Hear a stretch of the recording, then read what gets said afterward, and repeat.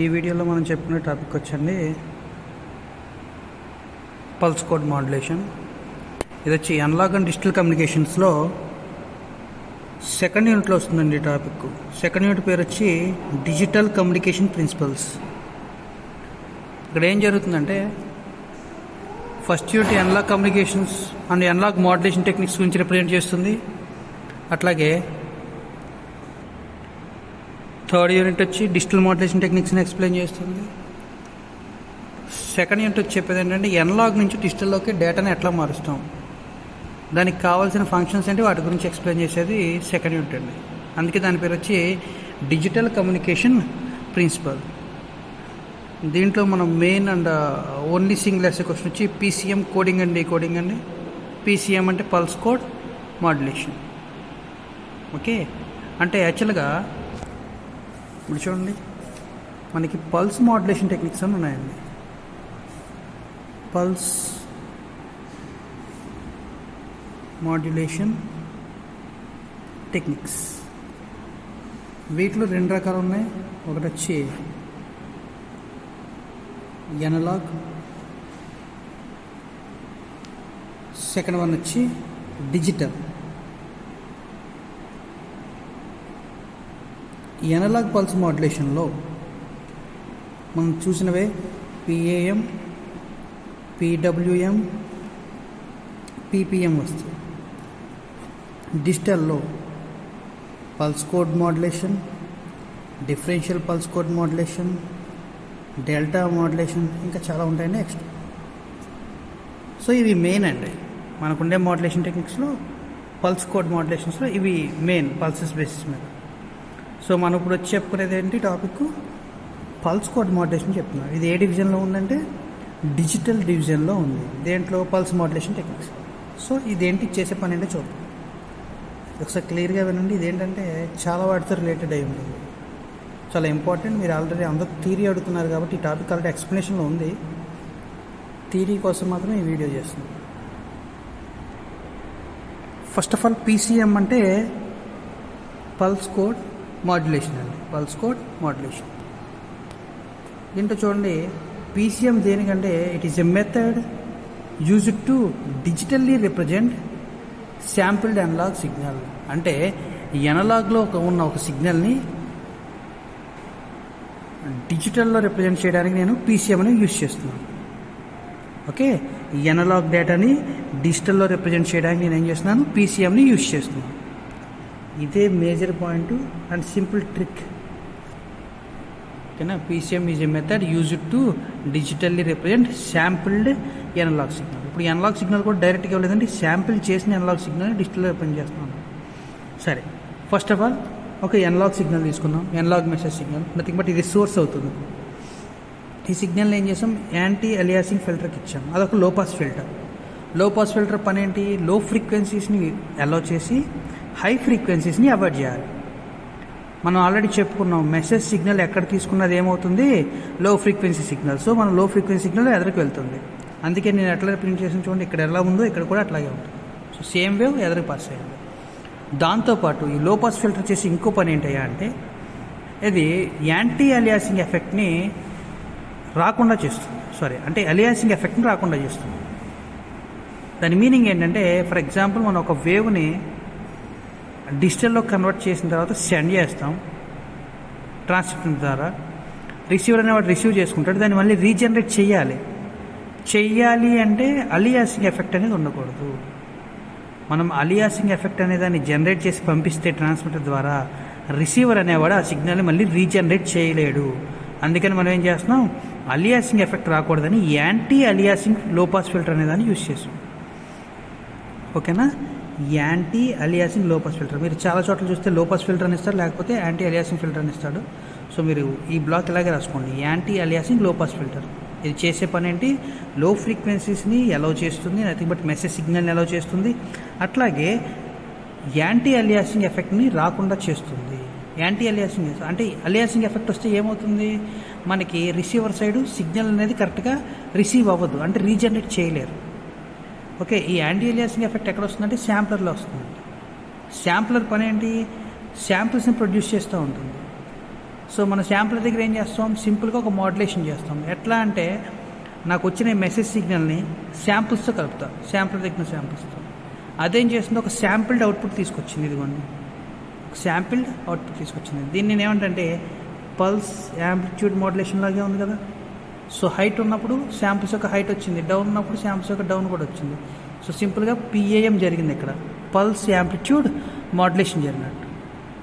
Quantization అంటే ఏంటి, assigning voltage values. ఎవరికి, assigning voltage values to the sampled analog signal. Analog సిగ్నల్ని sample చేసింది, దీన్ని నేను ఏం చేస్తున్నాను, వోల్టేజ్ వాల్యూస్ అసైన్ చేశాను. 2 volts 3 volts 4 volts అట్లా అసైన్ చేసుకుంటూ వెళ్ళాను. ఓకే అండి, వోల్టేజ్ వాల్యూస్ అసైన్ చేసిన తర్వాత నెక్స్ట్ బ్లాక్ వచ్చి ఎన్కోడర్. మన ఈ ఎన్కోడర్కి మనం సింపుల్గా ఒక A to D కన్వర్టర్ అని చెప్పొచ్చు అండి. ఏంటండి, A to D కన్వర్టర్. ఇదేం చేస్తుంది, ఎనలాగ్ వోల్టేజ్ లెవెల్స్ని అంటే 1 2 3 అంటే న్యూమరికల్ వాల్యూస్లో ఉన్నాయి కదా, అవి దేని యొక్క values, analog signals. So analog voltage వాల్యూస్ని డిజిటల్లోకి మారుస్తుంది. డిజిటల్ అంటే మనకి ఏముంటాయి, 1s and 0s. So 1s and 0s నేను ఇక్కడ రిప్రజెంట్ చేశాను. ఎన్కోడర్ తర్వాత వచ్చిందండి 1s and 0s. బట్ ఇక్కడ రిప్రజెంట్ చేసేటప్పుడు ఒక ప్రాబ్లం వచ్చింది. మనం డేటాని మ్యాక్సిమం బిట్స్లో పంపిస్తాం. Okay, 8 bits equal to 1 byte, maximum బైట్తో రిప్రజెంట్ చేస్తాం. అందుకని చెప్పి మనం బైట్ అంటే 8 కదండి.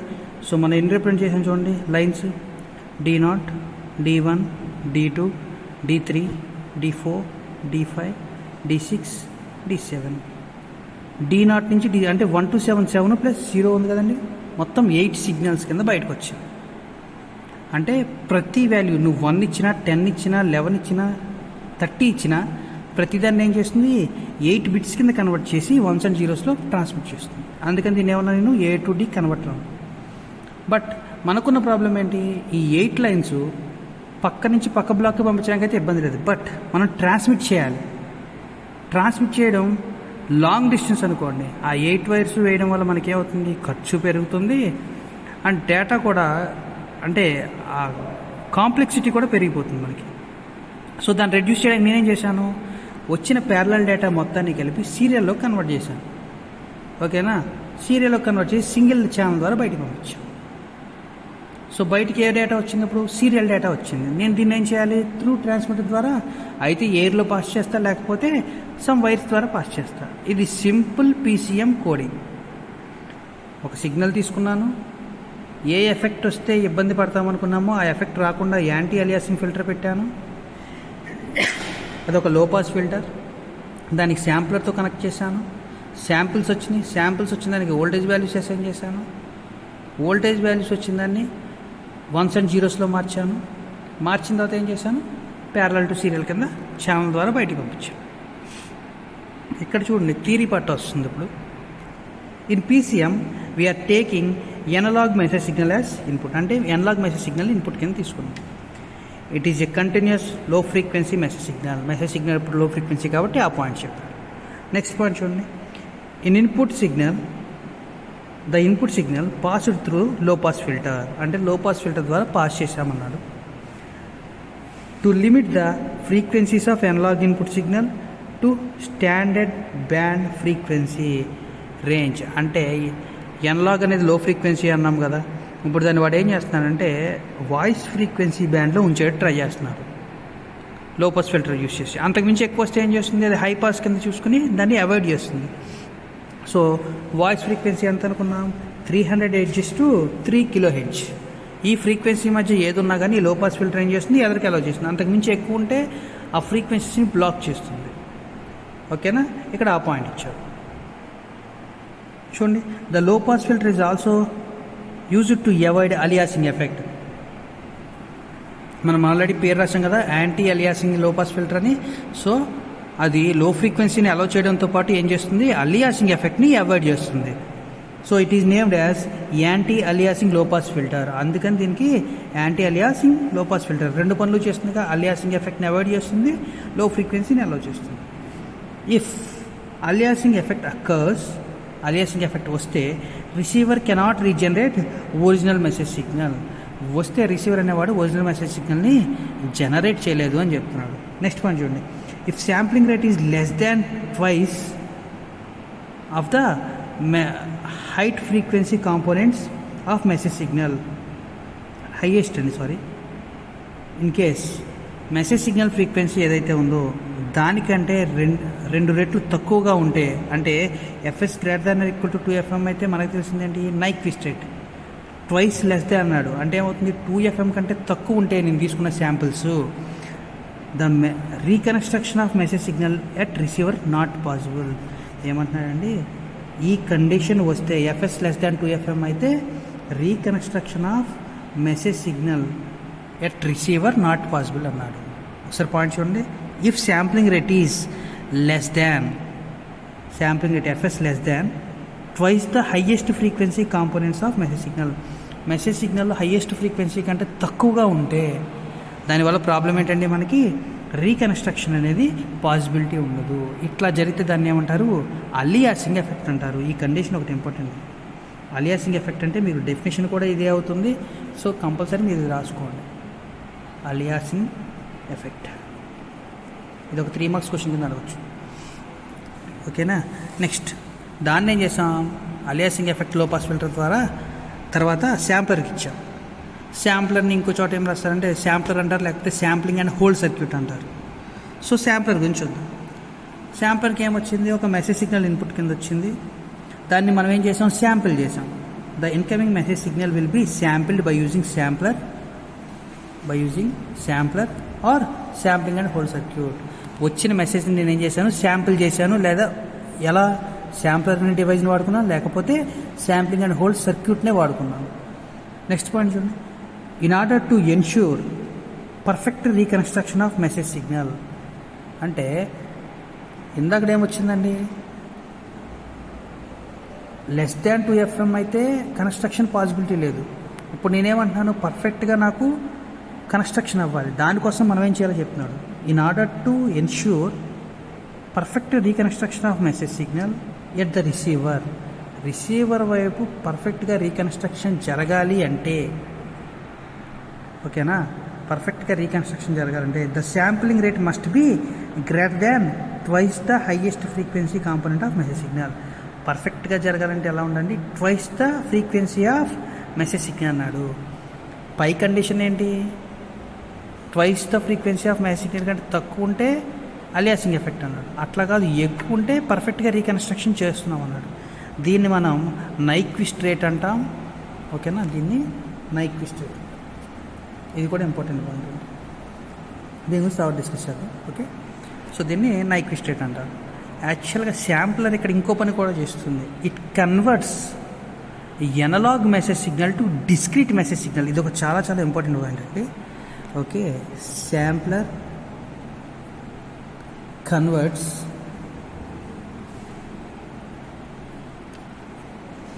Analogue message signal to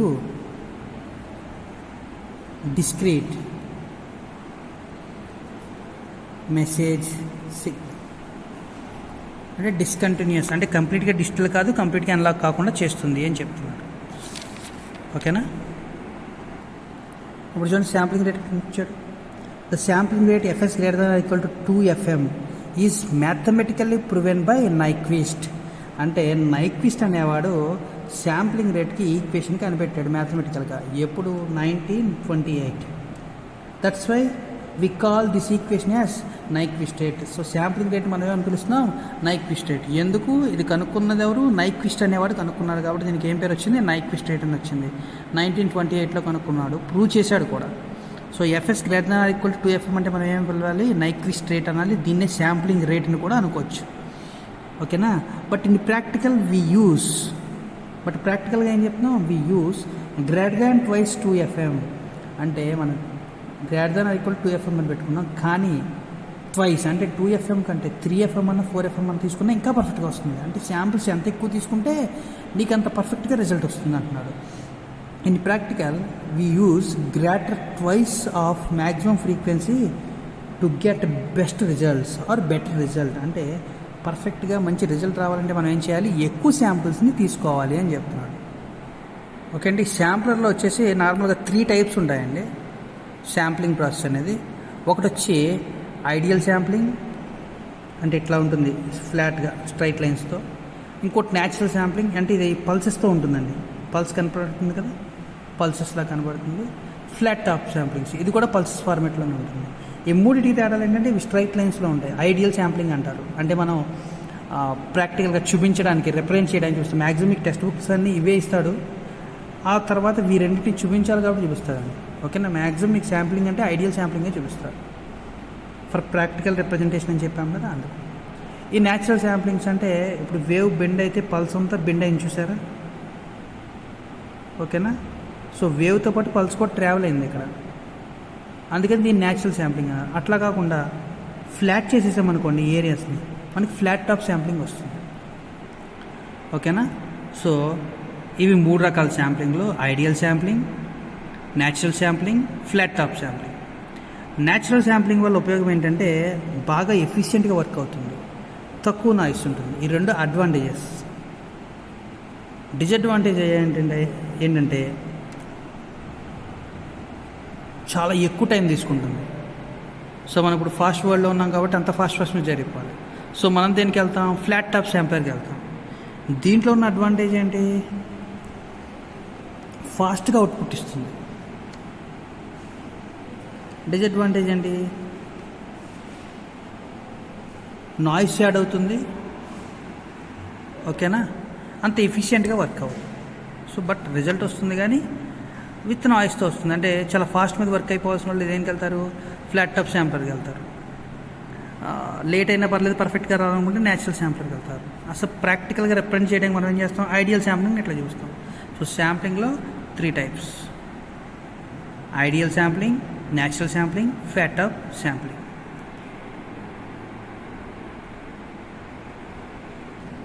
sampler తర్వాత మనకు వచ్చేది ఏంటంటే క్వాంటైజర్. సో క్వాంటైజర్ చూడండి, the process of assigning voltage values to the sampled analog message signal is called quantization. అంటే మనం ఆల్రెడీ శాంపిలింగ్ చేసిన తర్వాత కొన్ని వాల్యూస్ వస్తాయి కదండి, లేకపోతే కొన్ని అవుట్పుట్ వస్తుంది కదా, ప్రతిదానికి కొంత వోల్టేజ్ లెవెల్ అప్లై చేయడానికి ఏమంటున్నాడు? క్వాంటైజేషన్ అంటున్నాడు.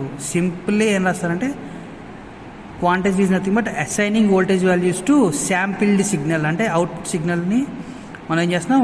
వోల్టేజ్ వాల్యూస్ని అసైన్ చేస్తున్నాం అంతే.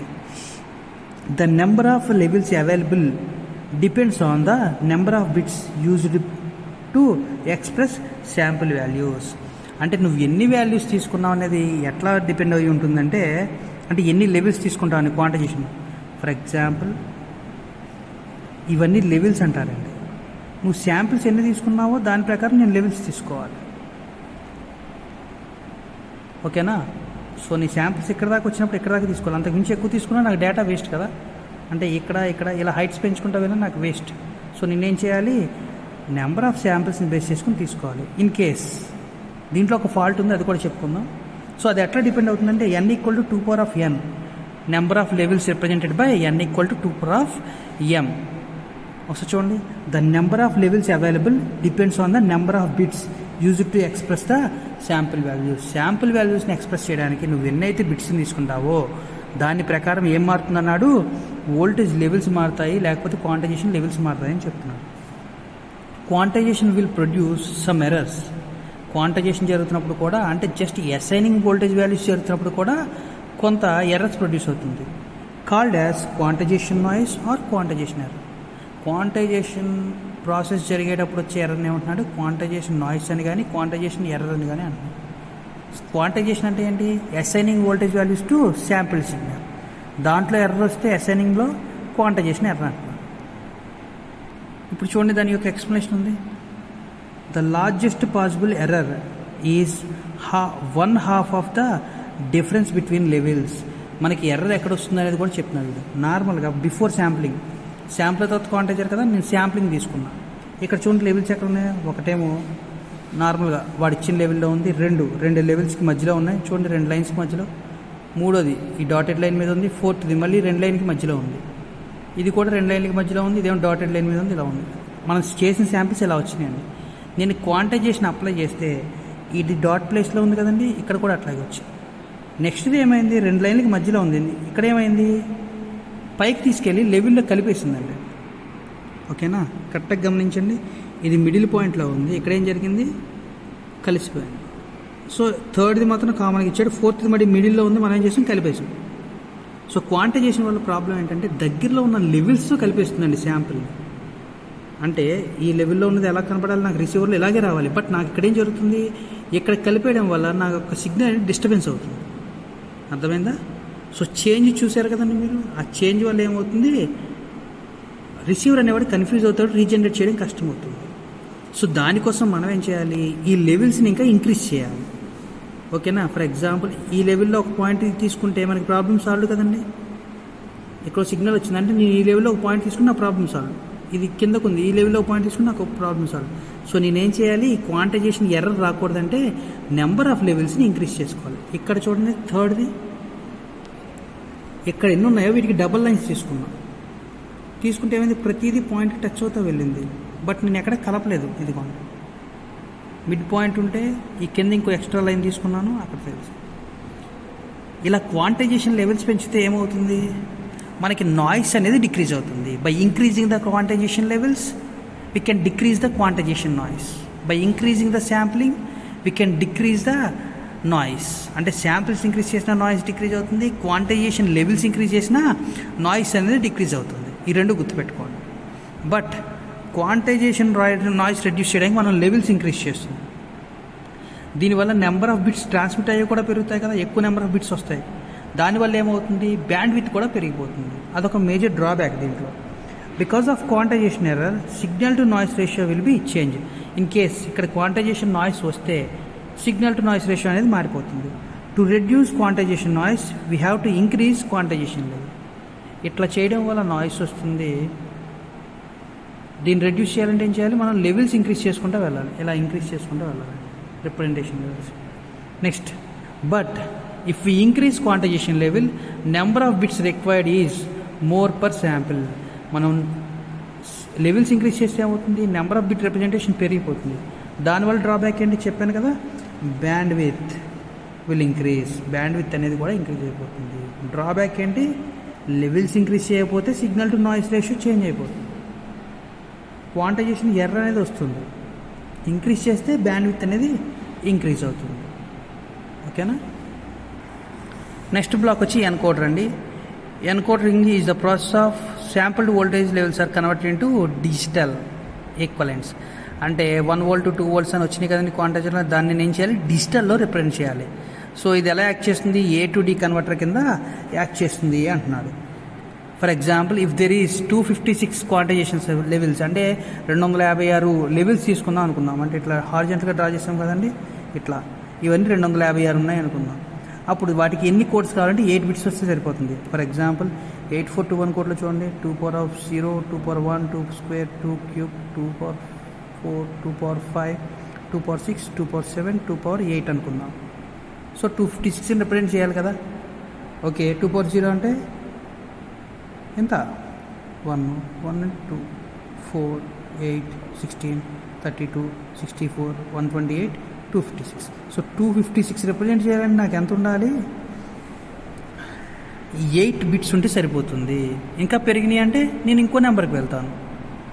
ఓకేనండి. సో 256 క్వాంటైజేషన్ లెవెల్స్ రిప్రజెంట్ చేసే వరకు నాకు ఎన్ని లైన్స్ సరిపోతాయి, ఏ టు డి కన్వర్టర్లో 8 లైన్స్ సరిపోతాయి.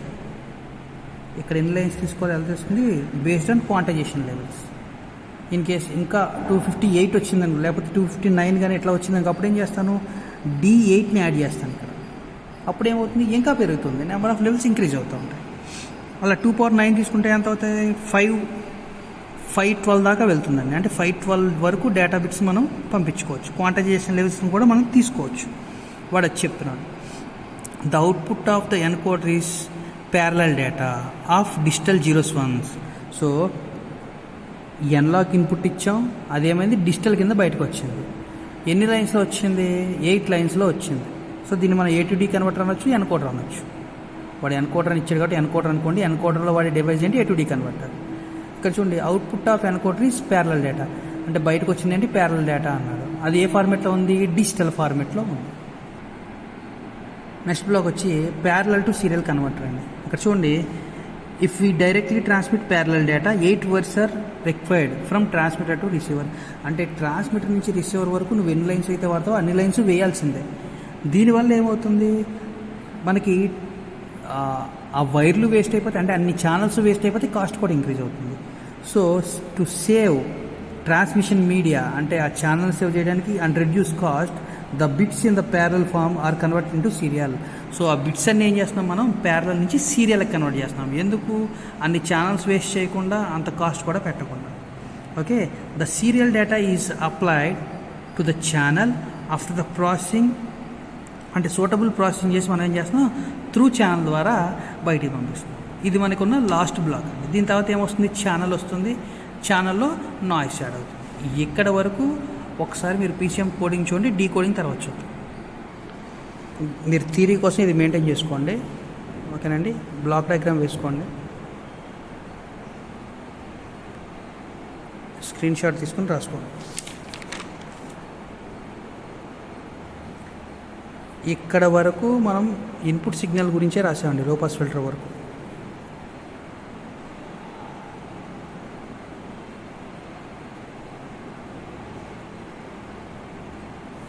ఇక్కడ నుంచి శాంప్లర్ స్టార్ట్ అవుతుంది. శాంప్లింగ్ రేటు, నైక్విస్ట్ రేట్ గురించి ఇక్కడ వచ్చింది. ఇది ఒక 3 మార్క్స్ క్వశ్చన్. శాంప్లర్లో ఉన్న క్లాసిఫికేషన్ అండి ఇది. ఎన్ని టైప్స్లో శాంపుల్ చేయొచ్చు? 3 types: ideal, natural, flat top. మనం రెగ్యులర్గా చూసేది ఐడియల్ను ఫ్లాట్ టాప్ చూస్తున్నాం. ఓకేనా. నెక్స్ట్ వచ్చిందండి క్వాంటైజర్. ఇదేం చేస్తుంది, వోల్టేజ్ వాల్యూస్ని అసైన్ చేస్తుంది. దీంట్లో కూడా వచ్చే ఎర్రర్ని ఏమంటారు, క్వాంటైజేషన్ ఎర్రర్ అంటారు. ఓకేనా. సో క్వాంటైజేషన్ ఎర్రర్ రెడ్యూస్ చేయాలి, నేనేం చేయాలి, నెంబర్ ఆఫ్ లెవెల్స్ని ఇంక్రీజ్ చేసుకుంటూ వెళ్ళాలి. దాని గురించి డేటా ఇది. తర్వాత వచ్చి encoder. It is an A to D converter అండి.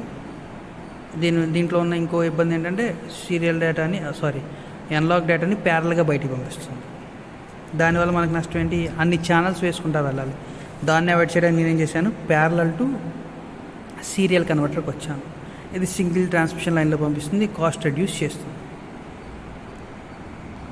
ఇక్కడ వరకు మొత్తం కలిపండి పీసీఎం కోడింగ్ వచ్చింది. ఓకేనా. మనకి లాస్ట్ బ్లాక్ ఏమొచ్చిందండి, ప్యారలల్ టు సీరియల్ కదా. ఇప్పుడు డిమోడ్యులేషన్కి వెళ్తే ఏమవుతుందంటే, రిసీవర్ సైడ్ కాబట్టి కిందకు డ్రా చేస్తే సీరియల్ టు ప్యారల్ వస్తుంది.